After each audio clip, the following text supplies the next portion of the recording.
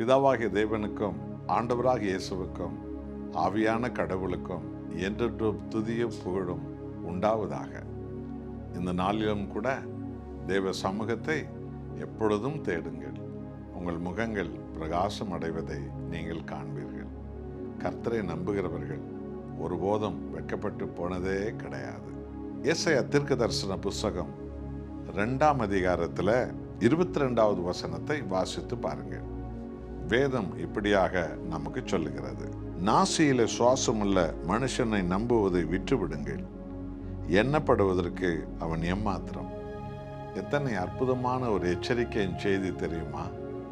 உலகில் உள்ள எந்த அறிவுள்ள மனிதனாய், எத்தனை திறமையுள்ள மனிதனாய், எவ்வளவு உலக புகழ் பெற்ற தலைவர்களாய், எத்தனை பெரிய மேதாவிகளாய், எத்தனை பரிசுத்தவான்களாய், தீர்க்கதரிசிகளாய் கூட பல பேர் இருக்கிறார்கள்.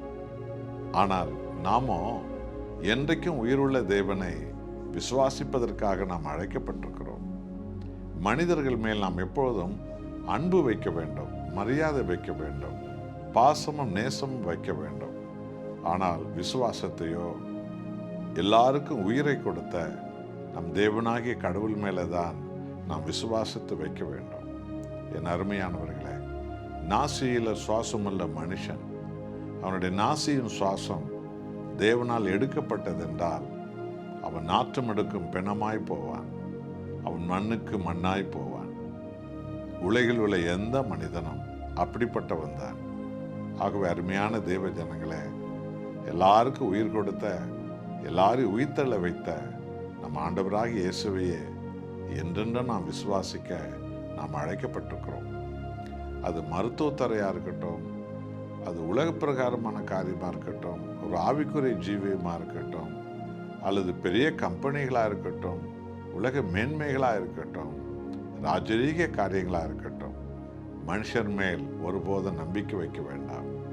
சர்வத்தை உண்டாக்கிய தேவன் மேலேயே நம்முடைய நம்பிக்கை இருக்க வேண்டும். நாம் ஒருபோதும் வெட்கப்பட்டு போவதே கிடையாது. அர்ப்பணிப்போமா? கடந்த காலத்தில் எவ்வளோ பெரிய பெரிய மனிதர்கள் என்று சொல்லி அவர்களெல்லாம் நம்மில் பல பேர் நம்பி இருந்திருக்கலாம். ஆனால் அந்த நாசியின் சுவாசம் இழுக்கப்பட்டவுடன் அவர்கள் எல்லோரும் மண்ணாய் போனார்கள்.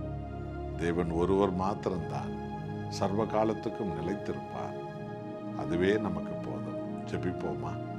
அன்புள்ள நேச கர்த்தாவே, மண்ணான மனிதனுக்கு நீதான் உமது சுவாசத்தை கொடுத்தீர்.